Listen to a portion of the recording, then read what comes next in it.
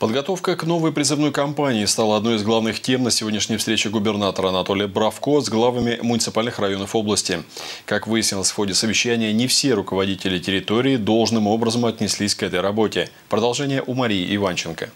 Осенняя призывная кампания по традиции стартует 1 октября. В нынешнем году к местам службы из нашего региона отправится почти 5000 человек. Как отметили руководители областного военкомата, к прибытию новобранцев уже полностью готов региональный призывной пункт. А вот работа на местах, напротив, идет со скрипом.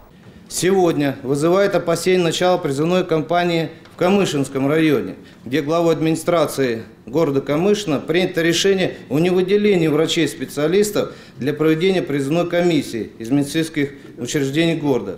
Причем ничем это не обосновывается. Эта проблема будет решена в течение нескольких дней, заверил глава Камышинского района. Еще один вопрос в повестке дня – проведение реформы образования. На эти цели нашему региону из федерального бюджета поступило почти 340 миллионов рублей. Деньги пойдут на закупку школьных автобусов, повышение квалификации педагогов и увеличение жалования преподавателям. Что касается последнего, то уже с 1 января 2012 года средняя зарплата школьных учителей превысит 16 тысяч рублей. Происходит повышение на 11%.